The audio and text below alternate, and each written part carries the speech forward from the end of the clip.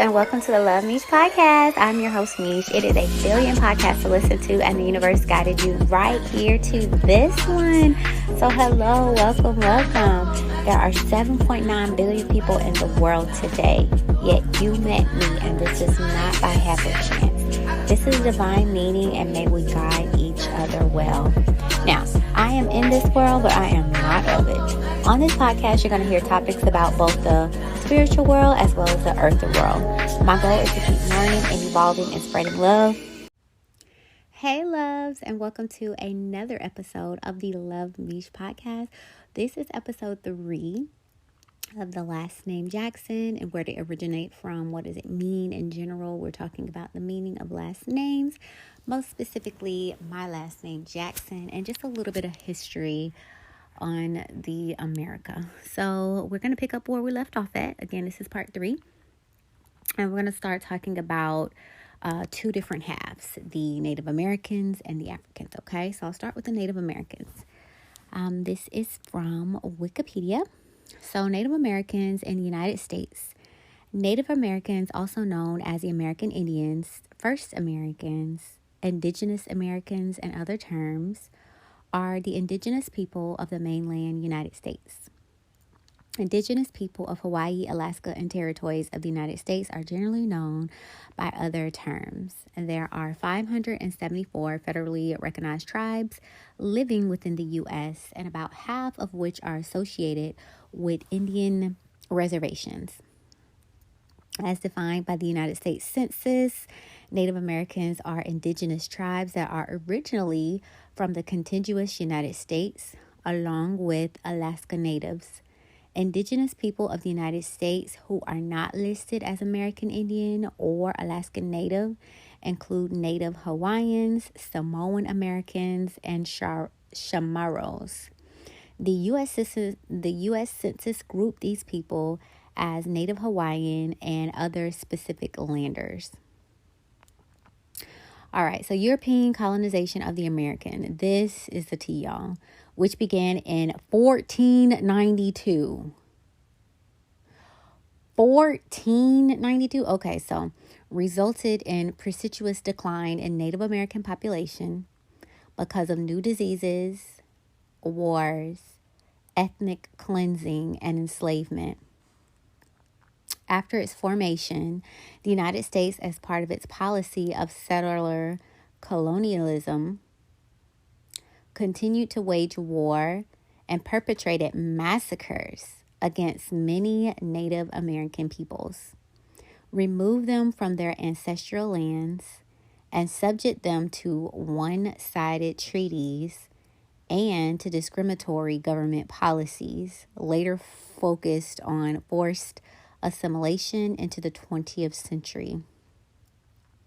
Since the 1960s, Native American self-determination movements have resulted in positive changes to the lives of many Native Americans, though there are still many contemporary issues faced by them. Today, there are over 5 million Native Americans in the United States, 78% of whom live outside reservations. The states with the highest percentage of Native Americans in the U.S. are Alaska, New Mexico, South Dakota, Montana, and North Dakota. Now, my heart was pulling me to New Mexico, y'all. If I wasn't by myself, I would be living in a van, homesteading off the grid in my van with my husband in New Mexico. But I dare not go alone. They are definitely kidnapping people. I do know melanin is the hottest on the market. They have a price tag for all of your body organs, and they don't call it the black market for nothing. The black market is black marketing, and people are definitely buying organs. So we in America just think, oh, I need a kidney. Let me go to the hospital and get on the waiting list. No, baby. In this world, you may know somebody who knows somebody that's going to get you a kidney. No waiting list. Okay? So let's act like that's not how this works. So I'm not just going to set myself up for the okie doke. So one day I'll get to New Mexico, but just know that it won't be alone. So let me keep going. And And I hate how they said positive changes to the lives of Native Americans. How the hell, let me just back up for a minute. Do you start that since 1492, we are in 2023 now. Happy New Year's, people. From 1492 to 2023, war has been waged on Native American homeland. This is these people's home front. And they died out because of disease, war, cleansing, enslavement, and who knows what else. They have the nerve to say positive changes. Absolutely not. This is why you can read things, but don't take it at face value, okay? Just read it, take what resonates, and leave the rest, because they definitely tried to clean that up. Let me see. When the United States was created, Native American tribes were considered semi-independent nations because they lived in communities separate from the white settlers. The federal government signed treaties at a government-to-government level until the Indian Appropriations Acts of 1871 ended. Recognition of independent Native nations and started treating them as domestic dependent nations subject to applicable federal laws. This law did preserve the rights and privileges agreed to under the treaties, including a large degree of tribal sovereignty. This is where I am headed, okay? For this reason, many Native American reservations are still independent of state laws and actions of tribal citizens on these reservations and subject only to tribal courts and federal law, often differently applicable to tribal lands, the U.S. state territory by exemption, exclusion treaty, or superseding tribal or federal law. Now, I am a part of the Muahhh Nation. My tribal leader is Brother Yusuf. I changed my nationality with the Social Security Administration to Native Americans. I turned in all my paperwork, dotted all my I's, crossed all my T's, and I will be moving towards a sovereign citizen where I am a self-governing citizen. Don't have to worry about their laws, their anything, basically. Now, I will need to put my cars, homes, and different things like that into trust, which is perfectly fine with me. But yeah, we are learning, we're educating ourselves, and we're taking back what is ours. And I find this so interesting that I was already on that journey about, my grandmother says I'm Cherokee, learning more about that, learning more about my African heritage, the Orisha gods, etc. And it all didn't come to me at once, because here I am circling back around. Now, y'all know I was searching zip codes and this came up. Just by searching zip codes for Jacksonville to look for houses for my clients. And then I see the president, and then it gets to last name, and then it gets down. This is how information comes to me. So, and this is how spirit speaks to me and puts me up on game. So, I remember there was a book drive earlier last year, and something drew me to buy a whole bunch of Native American books, a whole bunch of African books, a whole bunch of Egyptian books. So spirit be leading me, and I be listening. I get little pieces, and they start to come together. So I see what you're doing, spirit. You setting me up for Native American sovereign citizen. Okay, so let me keep going. The Indian Citizenship Act of 1924 granted U.S. citizenship to all Native Americans born in the United States who had not yet obtained it. This emptied the Indian not taxed category. Okay, so I don't want to talk about voting. Let me scroll down. Okay, so that was part 1. Let me go into part 2.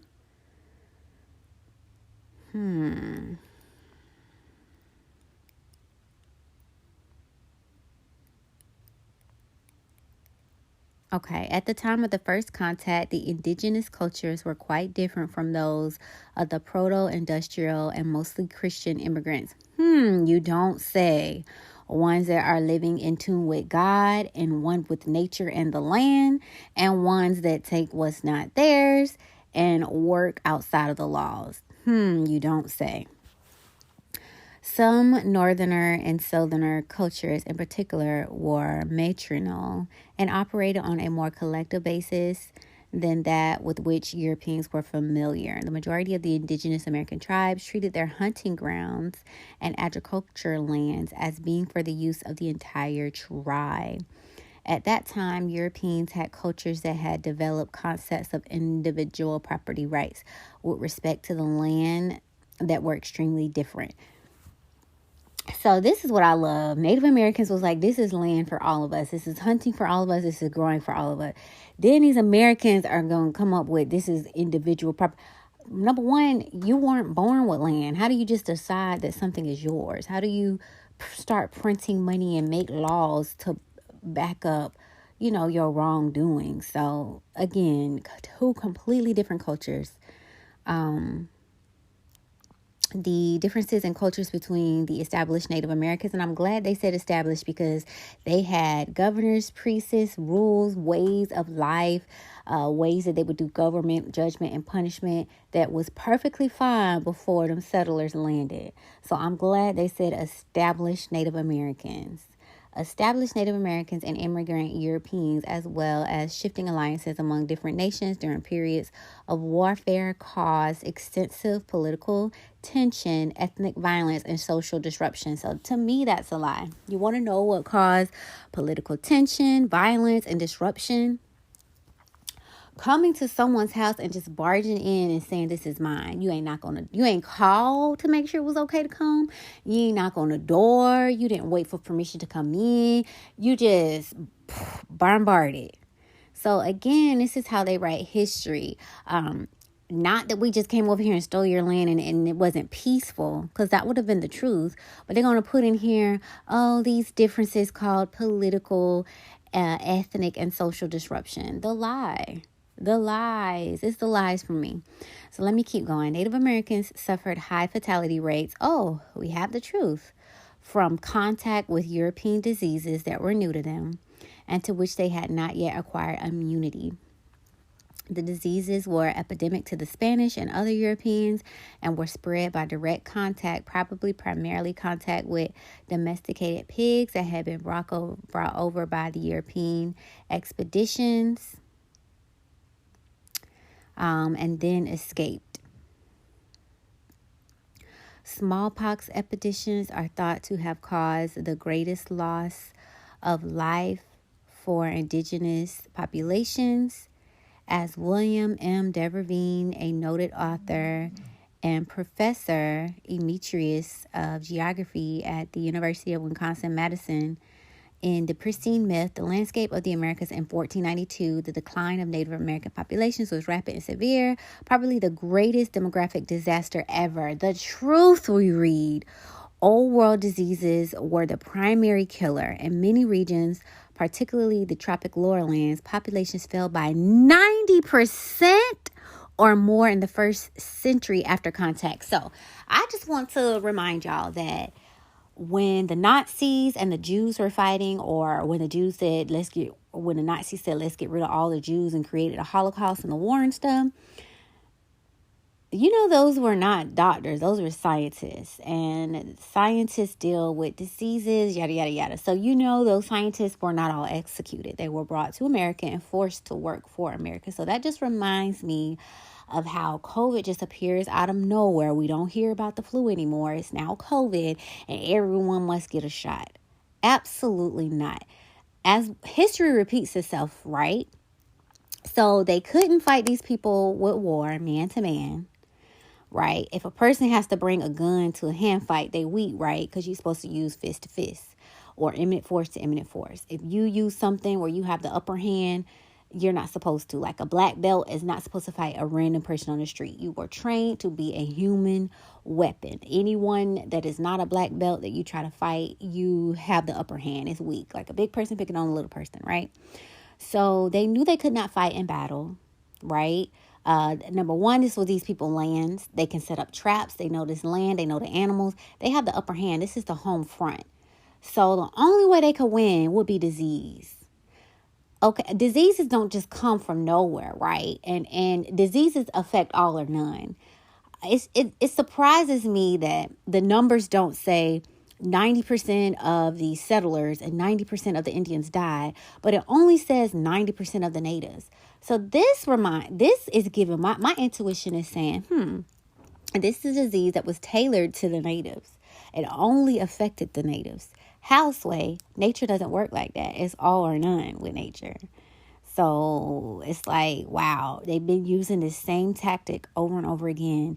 Disease, war, lies. Disease, war, lies. It's the same blueprint.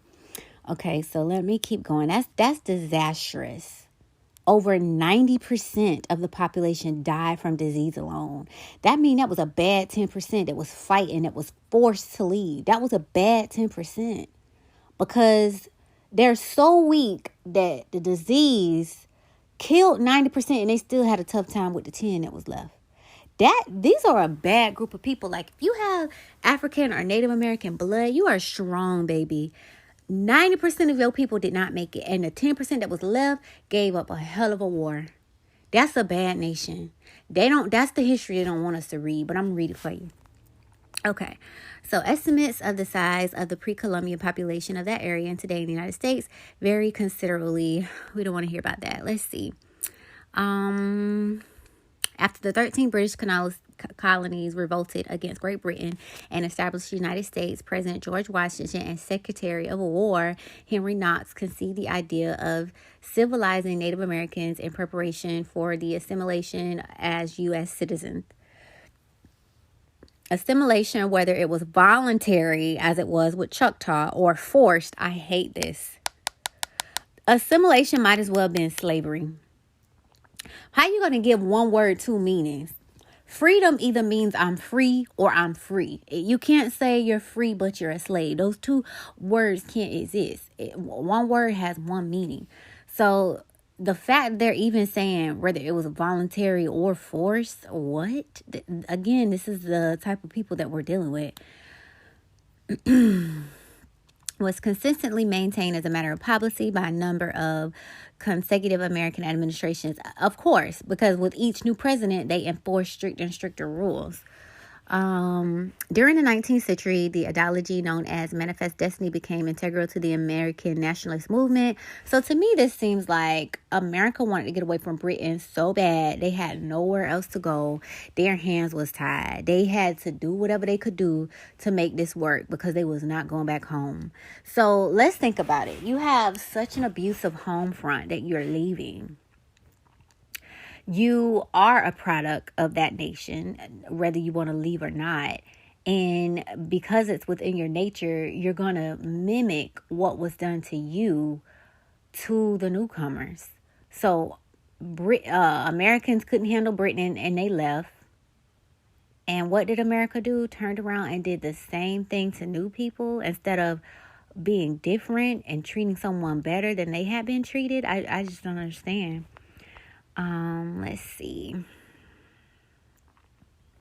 Contemporary Native Americans had a unique relationship with the United States because they may be members of nations, tribes, or bands that have sovereignty and treaties upon which federal Indian law and federal Indian trust relationships are based.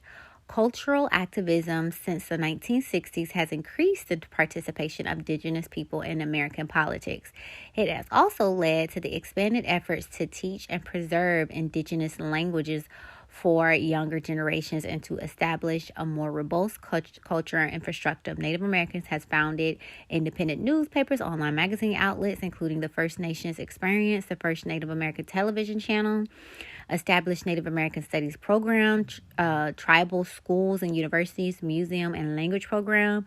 Literature is at the growing forefront of the American Indian studies in many genres, with a notable expectation of fiction. Some traditional American Indians experience fictional narratives as insulting when they conflict with traditional oral tribal narratives, and I would agree. When you are in a native culture, everything's like sacred, so you don't want to mock or make fun of things that they hold dear and true to their heart.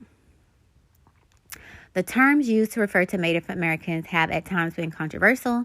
The ways Native Americans refer to themselves vary by region and generation, which many other Native Americans self-identify as Indians or American Indians, while younger Native Americans often identify as Indigenous or Aboriginal. The term Native American has no traditional included Native Hawaiians or Alaskan natives such as Aleut, Yupi, and Nute peoples. By comparison, the Indigenous people of Canada are generally known as First Nations. Okay, so let me keep going. It is not known how or when the Native Americans first emerged from or settled the Americans and present-day United States. So this is what bothers me. How can you tell someone else's history? How can someone else tell my story? My story needs to be told by me. My biography needs to be put in place by me. God forbid if I go and someone else tries to do it, you're going to be missing so much because you're not me. So here is the Americas trying to tell us Native American history. You're not, baby boy, baby girl, you're not Native American. You don't have the facts to tell someone else's story. So what I'm going to do is I'm going to look into Native American elders, and I'm going to get a little bit more from their point of view of where they came from, who they worship, yada, yada, yada. Because again, this is horrid. It is not known how or when the Native first emerged. No, you know what it is? It's not known or how where Americas first emerged. That's what the darn statement needs to be. Where did they come from? What planet did they come from? What section of the ice wall did they climb over? Because that's what it's giving. They seem to be, compared to all of the native people, to all the warm lands before ice kind of took over. Where did these people come from? Everyone else is living in their land and trading and bartering and going back home. These are the only people that came, conquered, and settled. If you have to do all of that, that means you're not native. Where did you come from? Again, no one is asking these questions. Okay, so let's see. The most popular theory proposes that people migrated from Eurasia across Beringia, a land bridge that connected Siberia to present-day Alaska, spread southward during the American subsequent generations. Here it is. In New Mexico, it suggests humans' presence dating back to the last glacial maximum between 1,800 and 26,000 years ago. So this is my question. Why are we saying it is 2023 when we have time? They just told us this was back in the 18,000s and 26,000s. But when we're giving years, we're only giving 2023. Our years are even off. Okay, so let me keep going. Let's see.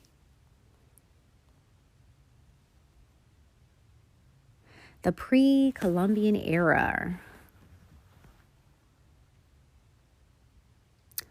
While technically referring to the area before Christopher Columbus' 1492 arrival on the continent, in practice, the term usually includes the history of indigenous culture until they were conquered or significantly influenced. I hate how they do that. Until they were conquered, killed, and imprisoned. That's how that sentence should read. Native American cultures are not normally included in Stone Age cultures like Neolithic. Only cultures in Eurasia, Africa, and other regions. I wonder why. Okay,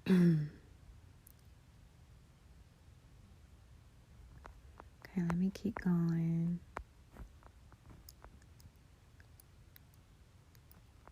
Because they just don't know.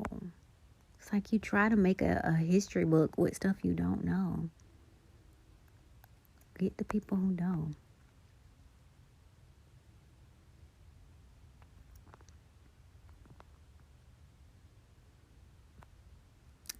The indigenous people of the Pacific Northwest coast were of many nations and tribal affiliations, each with distinct cultural and political identities, but they shared certain beliefs, traditions, and practices, such as the certainty of salmon as a resource and spiritual symbol. Their gift-giving feast, Polacot, is a highly complex event where people gather in order to commemorate special events.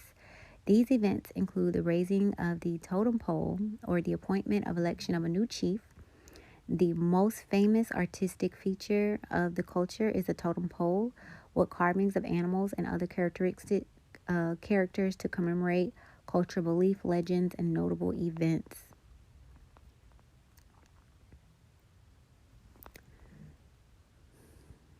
This is so wild.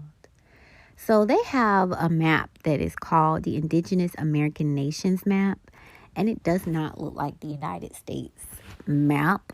It's divided so much. I wonder how many names. A map showing. Let me see if I can open up a new tab.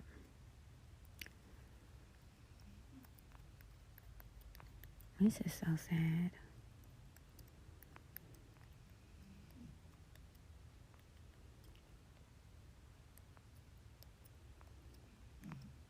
It didn't even tell me how many. It just gave me the picture. Let's see.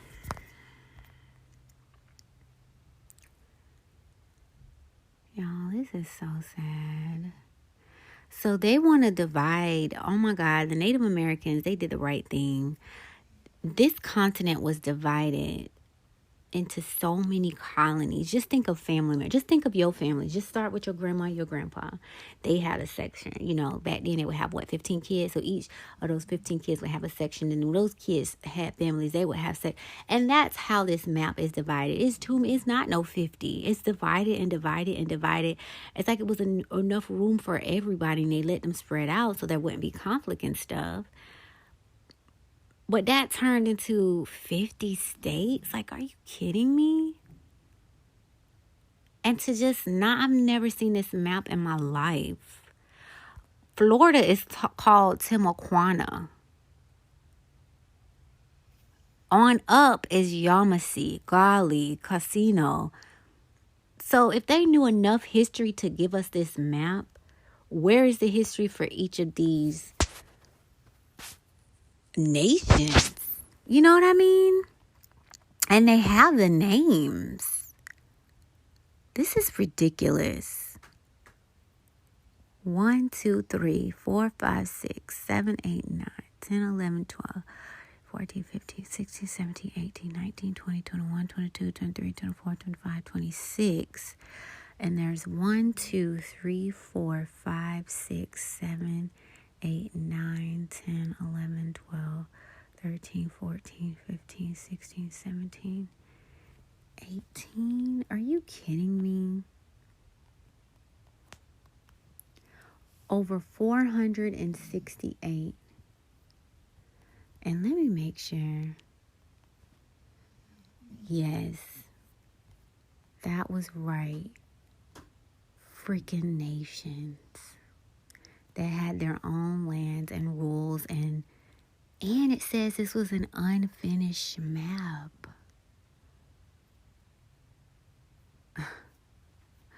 So we graduate high school and we're not educated. We graduate associate's degree, bachelor's degree, master's degree, PhD at this point, and we don't know anything. This is horrendous. They got us so focused on the future, baby. You can't get to the future without knowing your past. Your past is what builds that foundation for who you are. What you do now is what's building the foundation for the future. You can't skip past, present, future. And they want to skip over the past, give us half-ass fundamentals for now, knowing goodness well we won't be able to build a better future like that.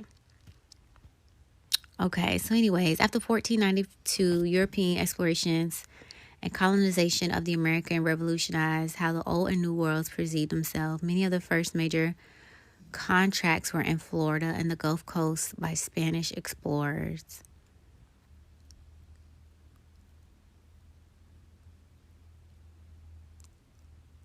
And they always want to talk about discovering something. How do you discover something? Okay, if I am from planet Earth and I go to another planet, everything that I find would be a discovery. Because I'm from another planet, this planet is brand new, everything that I'm discovering would be therefore new. So I don't understand how they are just here. Okay, so again, only and only if I'm going to a brand new planet, everything that I find will be a discovery. Because if I'm already here, there's nothing to discover. My people are on every continent you could go to. They're my distant cousins. We already have everything mapped out. Discover is an alien term. But again, no one is talking about that. From the 16th through the 19th century, the population of Native Americans declined. Disease, smallpox, lack of immunity to new diseases brought from Europe.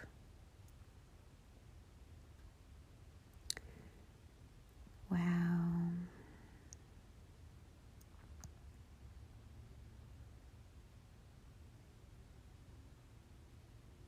Wow. There are a number of documented cases where diseases were deliberately... I'm glad I read this part. Okay. So, where was I?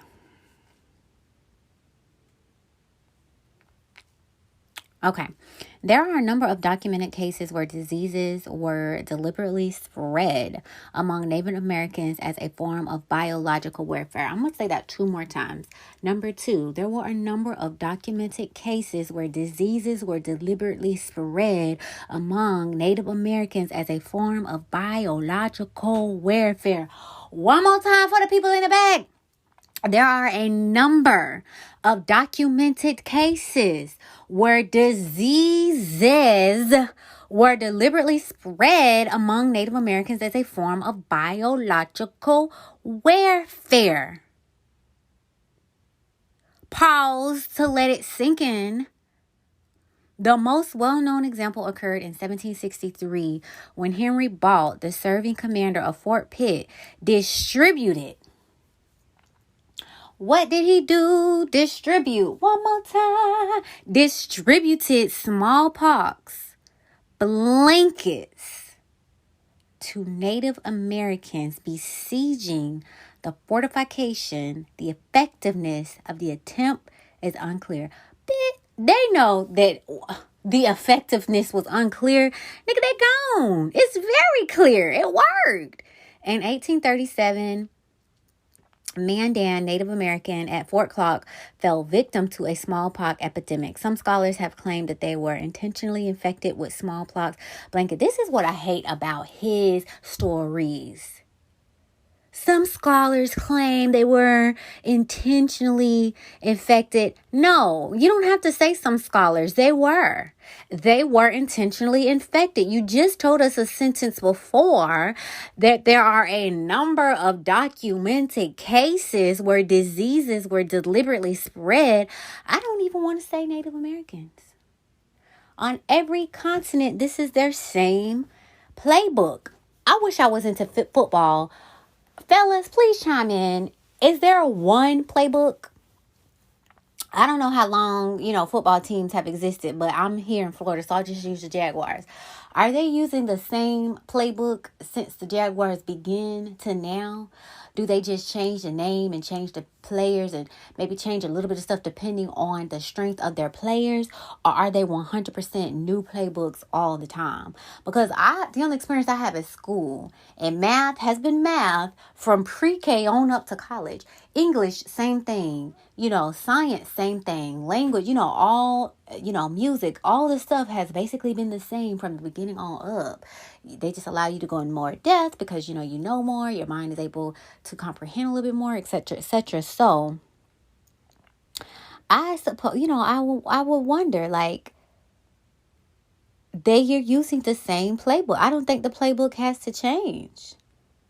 It's the same, and then this makes me wonder too. Do you know they keep all the diseases? They keep them all. Why? Has anyone ever wondered why? You're just going to wake up one day and say, hey, let's start the bubonic plague again. Or, hey, let's get smallpox going again.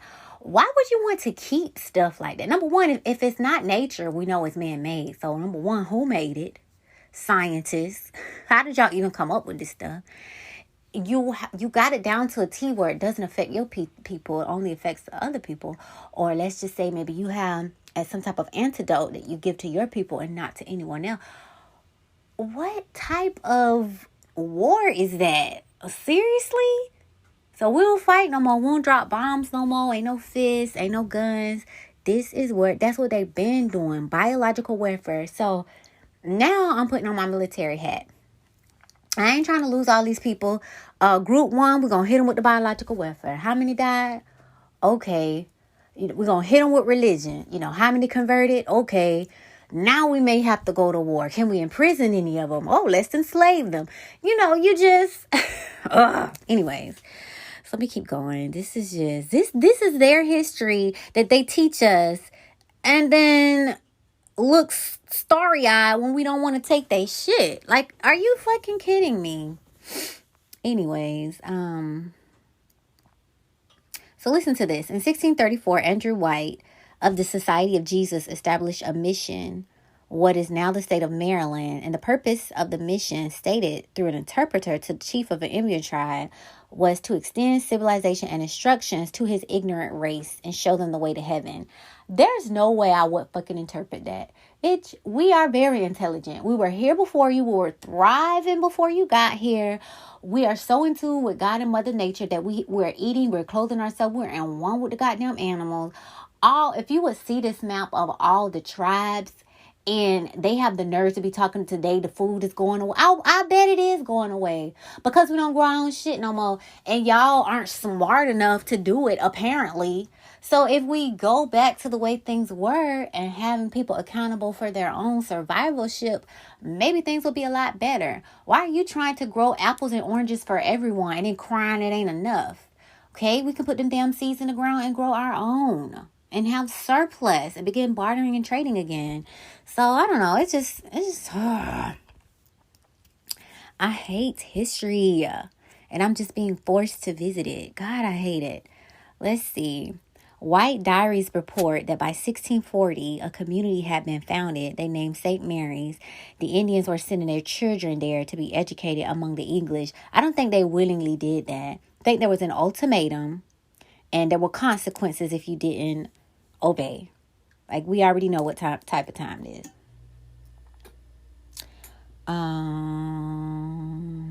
Let's see. And did y'all know now they are like present day, when they would strip those Indian children away from their families and send them to boarding schools, they're finding mass graves with dead children. Children just don't up and die. So did y'all give them another freaking biological warfare? Was y'all raping them babies? Was y'all using them for experiments? Was y'all taking their organs and harvesting them? Like, it's like, really? You didn't even it was so many that you didn't do individual headstones. You just piled them into one grave. So let's think about it. You dig a hole and put a child in there. You dig it back up and put another child in there. No, this had to happen at once. They all freaking died. You dug a hole and threw all of them in there. Like, the history is just insane. I am so disgusted. This is why anger be raging through me. My ancestors are fucking furious on both sides. On both sides. Hell, all sides. Because I heard we are the mother of all nations. So let me see. Let me keep going here. Smallpox epidemic in 1780, 1782, 1837, 1338. So explain, from 1782 to 1837, it disappeared? Yeah, because they put it back in the capsules until they needed it again. Brought devastation and depopulation among the Indians. And then the federal government established smallpox vaccination program. It was the first federally program created to address a health problem. Whatever. There's no way you're going to give me a freaking disease, blanket, smallpox, biological warfare, whatever, and then turn around and smile and say that you want to fucking help me and my people. Absolutely not. F you, your whole country, everything that you stand for. And no, I'm not going for it. Like, at some point, you just have to listen to your intuition and read and learn some things. Like, you know, a snake sheds its skin, people. It's still a fucking snake. It's not a worm that turns into a butterfly. It's not a caterpillar that turns into a butterfly. It's a snake. It's always gonna be a snake. The snake be snaking. My dad told a story where it was a frog and something, like a wasp or a scorpion, and it needed to get across the water. So it said, hey, can you get me across the water? I promise I won't sting you, scorpion. And the frog was like, no, because if I get you across, you're going to sting me, I'm going to die. And he said, but I just told you I won't. So the frog takes him across the water. And what the fuck happened, you guys? What the fuck happened? The Scorpio stings the frog and the frog dies. I mean, hello? It's the same thing. So the frog didn't even listen to his own intuition. You already know what this is. It shows you its colors. You know what it's capable of doing. You know what it's going to do to you. And just because it said it won't, you believed it. And it cost you your life. Anyways, let's see. I'm going to keep going.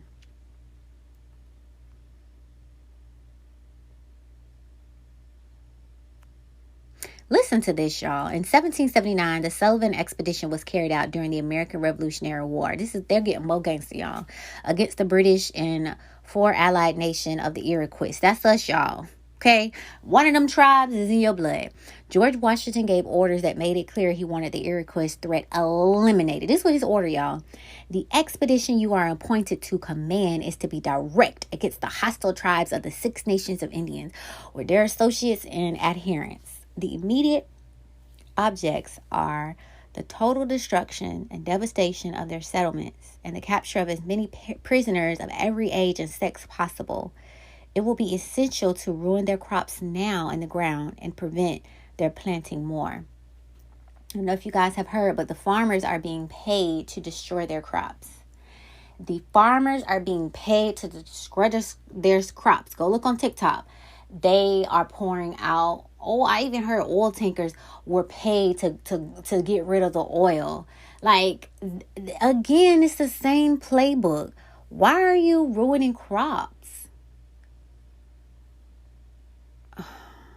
The British made peace with the Americans in the Treaty of Paris, through which they ceased vast Native American territories to the United States without informing or consulting with the Native Americans. Let me read that one more time. The Treaty of Paris ceased vast American territories to the United States without informing or consulting with the Native Americans. Now, today, if you take somebody's car, you will go to jail because it's not yours. Today, if you take somebody's anything, you can be in court because it's not yours. Today, if you get somebody's house keys and say this is my house, it will not hold up in court. So please, I appease to you. We know the history now. Why is it okay that because so-and-so came over here and stuck a flag in the ground and said that it was mine, set up a whole government with rules that will say that it's theirs, trading money back and forth, but not consulting with the original inhabitants? How is this okay? Where is the court for that? We need to take this to court from the beginning. But nobody is ready to have that conversation because the land will be returned to its rightful owner and the people that are not supposed to be here will be told to leave. That is the only way to rectify that situation. Because if you took someone's house, what would you have to do? Give it back. Hello? But again, no one wants to talk about this. This history is effed up. United States policy toward Native Americans continued to evolve after the American Revolution. George Washington and Henry Knox believed that Native Americans were equals, but that their societies were inferior. Washington formulated a policy to encourage civilization processes. Washington had 6-point plan for civilization, which included, look, this is how they do, and practical justice towards Native Americans, regulated buying of Native American lands. So they're gonna do laws, right? They're gonna take your land, promoting of commerce. Then they're gonna barter or destroy your crops, promotion of experiments to civilize or import of Native American society. This literally says experiments. This literally says, this is his 6-point plan. This is the playbook, y'all. Presidential authority to give presents, punishing those who violate Native American rights. Yeah, freaking right. In the 18th century, reformers, starting with Washington Knox, supported educating Native Americans, both children and adults, in efforts to civilize them. How dare you try to civilize somebody? That's like me going to Africa trying to civilize. These people have been living at one with the land, with spirit, with themselves, thriving just fine before you got there. There's no way you can say that they're uncivilized because they are not like you. A barbarian to me is someone that has no freaking home training. You just up and took somebody's stuff, killing them, giving them disease and stuff, and in your mind, you think that is okay. You, sir, ma'am, need to be civilized. Hello? So let's keep going. The population of California Indians was reduced by 90%. This is ridiculous. 90%, this might as well be total annihilation. And that 10% that's left, that's a bad 10%, baby. You are the seeds of your ancestors, baby. You are bad. Even if you don't think, you have their DNA flowing through your bloods today. They have survived things that we can't even imagine. And they did not surrender, y'all. I heard a story from the African side, and it was saying, we did not surrender. We did not give up. We stopped fighting because we realized if we continued to fight, we would be eliminated. There will be no more of us to repopulate, and you would not exist. So our people on both sides, Native and African, will always be warriors. I will always pray and give reverence to my ancestors because of them I am. Hello. They decided intelligently, listen, if we keep fighting with this biological warfare, you know, the rules, the laws, all that they putting us against each other, if we continue at the rate that they're at, we will be eliminated. We will be no more. There will be no future seeds. So I don't even want to say they surrendered. They just thought about their future seeds and did what they were told to do so that we could be here today. That's all. That's all. That's literally all that was. Do you know how much pride you have to put these were warriors. You know, back then they had the rites of passage. These was man. We don't have too many of them today. These were manly men. Probably have to go fight a lion to get, chief status and stuff like that. Have to lead a tribe to a victorious war. You know what I mean? They really earned their stripes back then. Not this play military we have now. Going to war, you don't even know what you're going to war for. Going to war against your own self. I honestly think they be fighting giants and aliens and stuff. Talking about classified, top secret. I bet it is. Because you up to no damn good. But anyways, and they surrendered. All that pride. Can you imagine a chief backing down? Not because he lost. Because he gonna fight to the end. That's a real man. They already know it's only two ways out. Live or die. And to say, let me just do what you're saying because I want my great. I don't know what number we on, y'all. But we are the seeds of our ancestors to live. And so for them to have that, I'm going to do this. Damn, that took a lot. But anyways, reduced by 9. And this is how weak they are. You reduce them Indians populations to 90% and still had hell.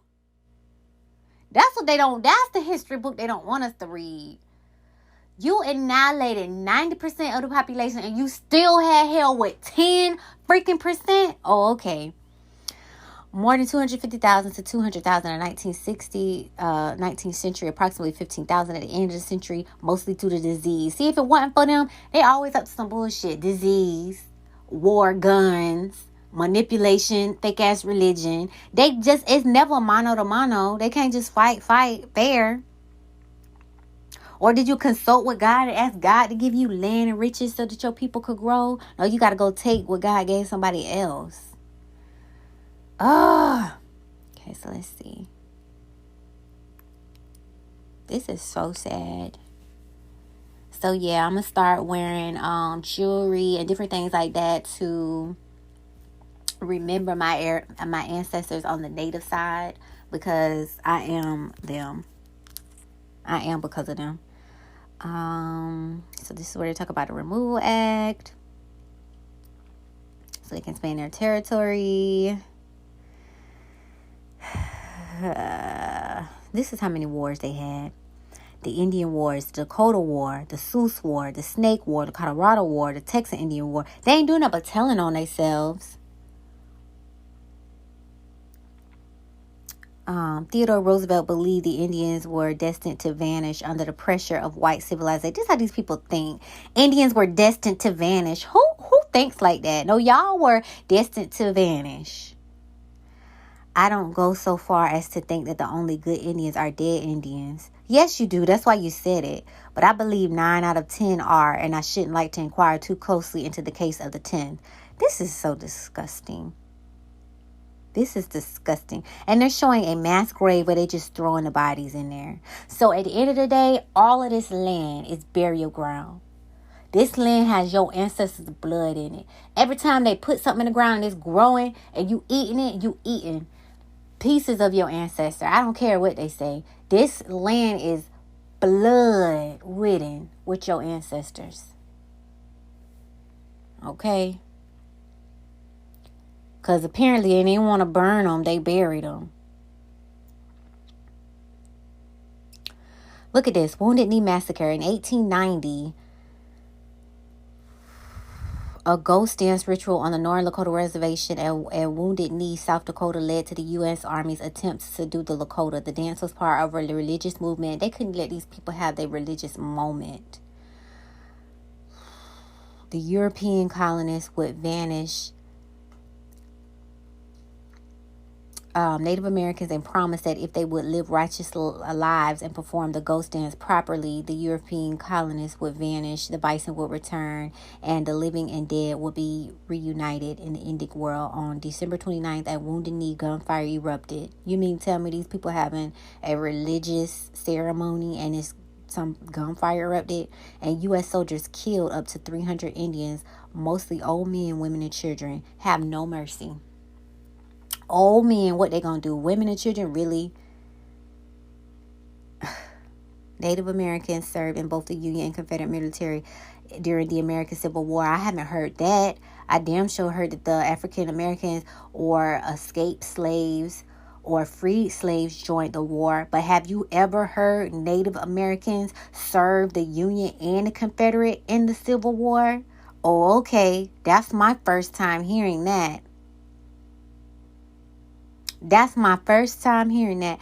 At the outbreak of the war, for example, the minority party of the Cherokee gave its allegiance to the Confederacy, while originally the majority party went to the North. Native Americans fought knowing they might jeopardize their independence, unique cultures, and ancestral lands if they ended up on the losing side of the Civil War. It seems like they had no choice. Like, what do you do? 28,693 Native Americans served the Union and Confederate armies during the Civil War, participating in battles. Oh my God. A few Native American tribes, such as the Creek and Ttyl, were slaveholders and found a political and economic community with the Confederacy. The Ttyl owned over 2,000 slaves. Now, from my knowledge, slaves was African, so okay, they had slaves too. Let's see.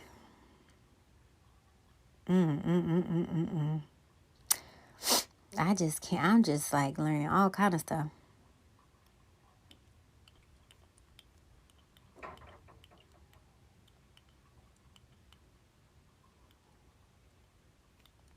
Indian Removal Act. Here it go. Native American boarding schools ran by Christian missionaries. We already know what the Catholics do to the little boys. So what was the Christian doing to them little kids with the mass graves? The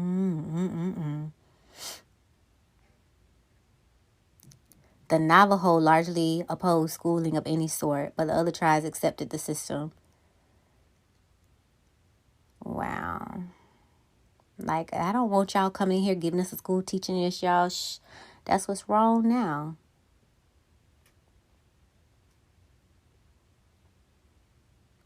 And I'm homeschooling my kids, for sure. My niece is 10. What is she, 12? And my sister said they haven't learned about slavery. What? Okay. Mine damn sure will know. They will know who the true enemy is and what to look out for. And what they darn blueprint is. Plan book.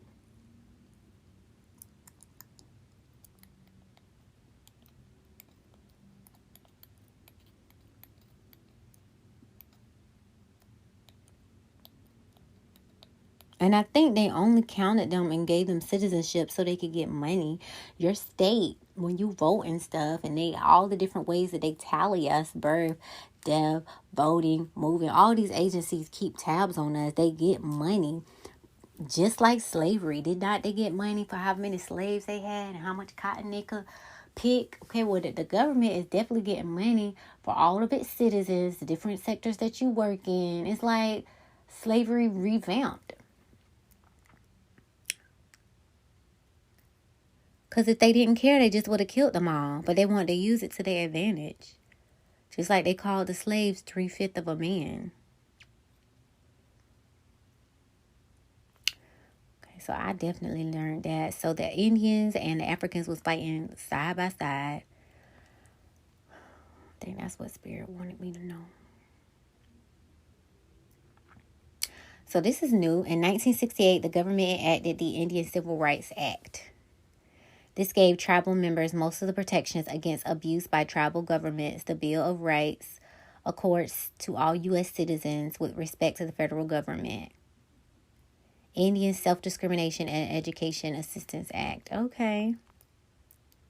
But again, how do you come take people land and give them rules? Like, we don't need rules. We just need y'all to get the hell on.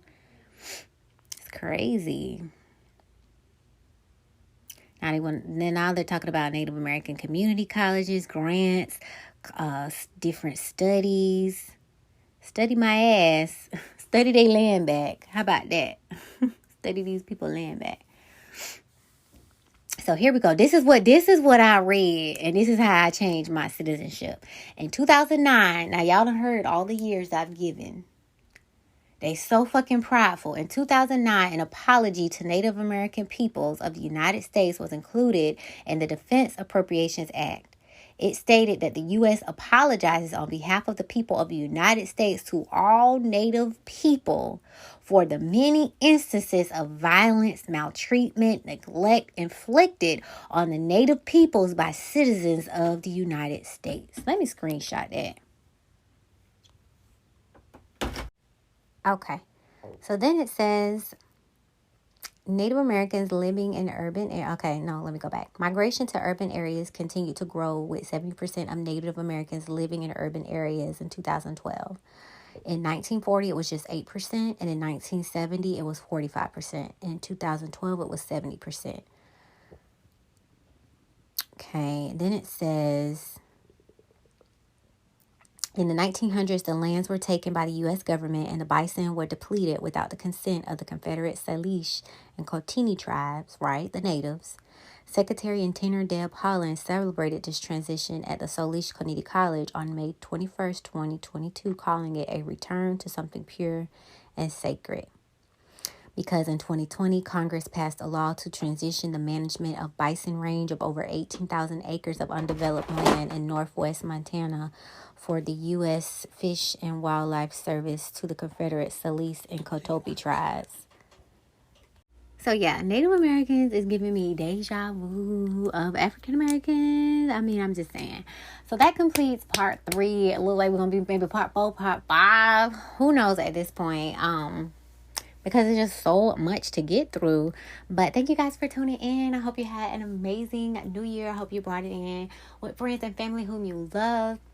Have high, good vibrations, good goals for the future. The people that you hang around are a direct reflection of you. If there are 5 millionaires in the room and you are in the midst, you will be number 6. That goes for all of us and all of the people that you hang with. Whatever they up to, good, bad, or indifferent, baby, you are a reflection or you wouldn't even be around it. I'm just saying. So I hope 2023 unfolds all of your dreams, hopes, desires. I hope you continue to grow and become everything that you want to be. And I hope you continue to listen to me as I grow and continue to be everything that I want to be. If you are an entrepreneur, Pinky Cole, who is the owner of Slutty Vegan, has started a Blue Couch sesh where she is inviting small business owners to the table to meet influential people that could maybe take their business to another level. And if you have not signed up, she's done 3 sessions already, like session closed. Baby, she just said session 4 is open. And I be DMing her. I've been DMing her. I be DMing celebrities like I freaking know them. And either them or they PR people be responding. And she was literally like, okay, thanks for sharing, future session. So when y'all see me on one of them sesh just now, and I had told her on her regular page, put in a good word for me now. Because I had old pages. They probably used to seeing Love Meesh, but now it's JJ Real Tricks. But I had them deleted all that goddamn social media. But I'll be like, I remember I was like, Summer Walker, congratulations on your twins, because that ain't no one baby. I just be like telling them stuff that I know and different ideas, just like I do with regular people, because they are regular people. They just got a little more money. But if you are a small business owner, please do yourself a favor and go sign up. Sign up. And remember, when you get on that stage, remember I told you to sign up now. And it is called Pinky Cole American Sesh. So when you go to Instagram, all your stuff like that, do American Sesh. All right, love y'all. Talk to y'all later. Bye. But child, Earth is ghetto. I'm trying to make this my last reincarnation here. So namaste, Lovaste, always vibe high, babe. Thanks a million for listening. I hope you have a better than great day. I love you. Talk to you later. Mwah. Bye.